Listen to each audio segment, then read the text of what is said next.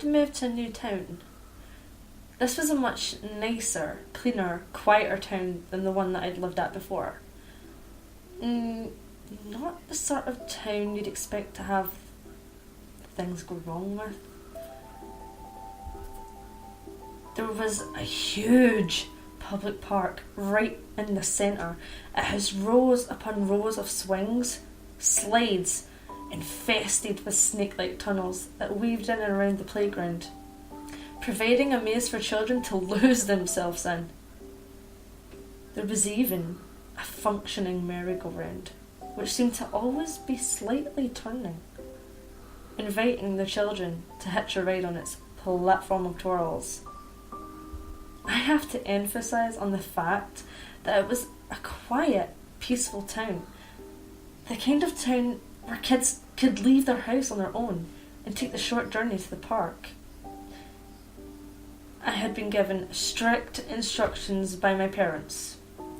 I should come home the second it started turning dark. My life was wonderful. Or so I thought. It was a Friday. I knew the day because I remember coming home with a large grin on my face. I knew I had the luxury of non-stop playing for the next 2 whole days. I did what I always did. I chucked my school bag on the bed and was ordered to change into other clothing. In a matter of minutes I was ready to descend into a world of fun. Nothing could stop me. The tunnels were my favourite.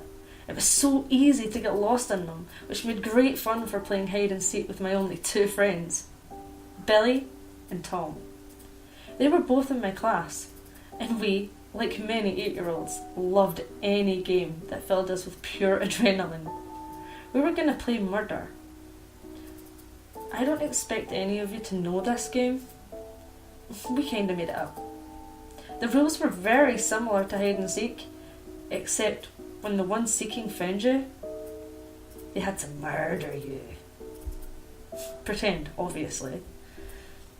It was nearing winter as I remember being slightly cold as I wormed my way around in the tunnels, furiously trying to find a perfect hiding spot. Billy was the seeker. Tom had hidden behind the merry-go-round. I was alone.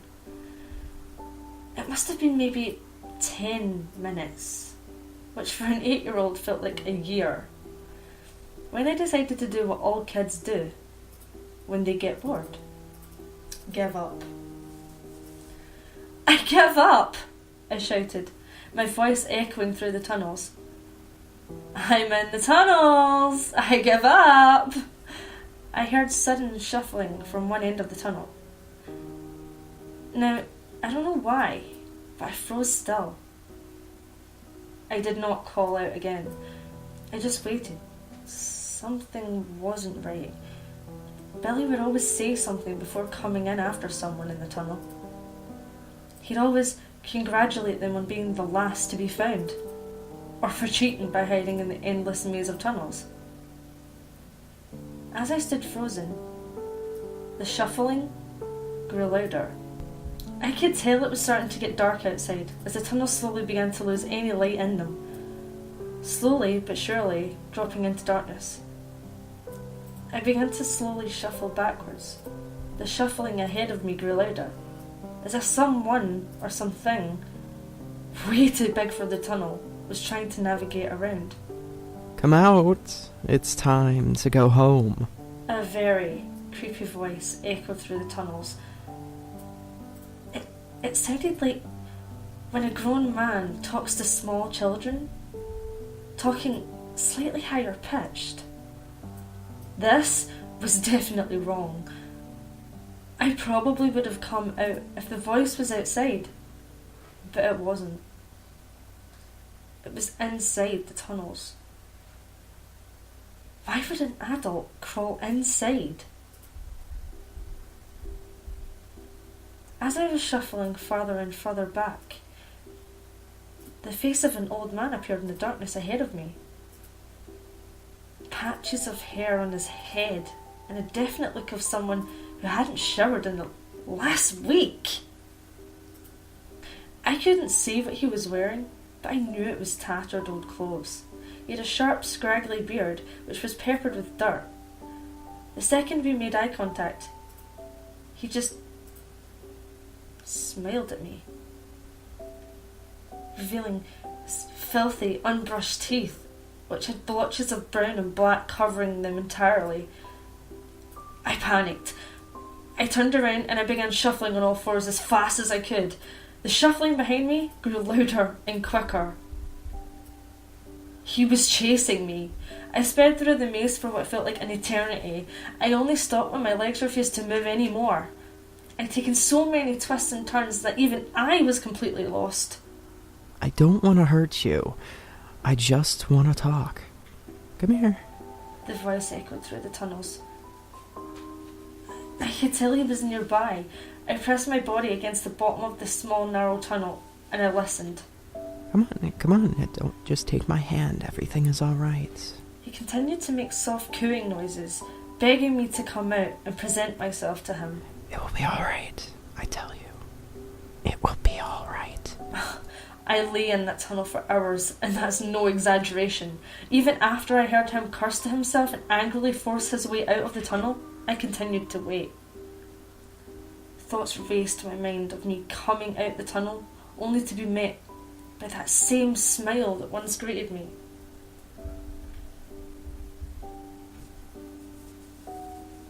In the darkness of the tunnel, I could make out blue flashing lights on the outside.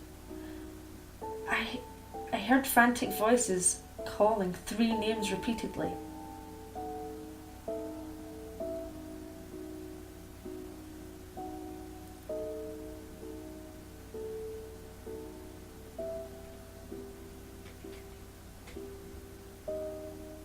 Billy! Tom! Nicole! When I heard my name, my heart slowly began to calm. My parents had come. I easily shuffled out of the tunnels, guided by the wet dirt scrapings along the walls of the tunnel. The way the man must have gone. The way that man must have gone. Outside, I was greeted by several police cars, lights flashing. There were groups of adults with concerned looks on their faces. I recognised 2 of them. My parents. Mum! Dad! I wailed, crying as I ran towards them. They began crying and ran towards me, lifting me off the ground and hugging me so tightly it felt as though I was being slowly crushed.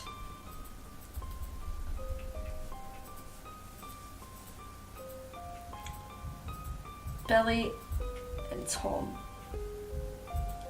were taken that evening. They were later found hidden in a nearby skip.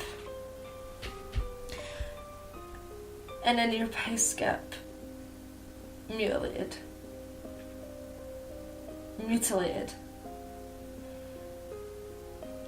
They had been brutally massacred. Their skulls had been caved in with a large iron bar, and their bodies had deep cuts everywhere. Large pieces of glass found buried in their backs. What chills me to the fucking bone is that the wet dirt I saw in the tunnels wasn't entirely dirt. It was Billy and Tom's blood. After slaughtering my 2 best friends and making eye contact with me in that tunnel, he just smiled. He had just won the game.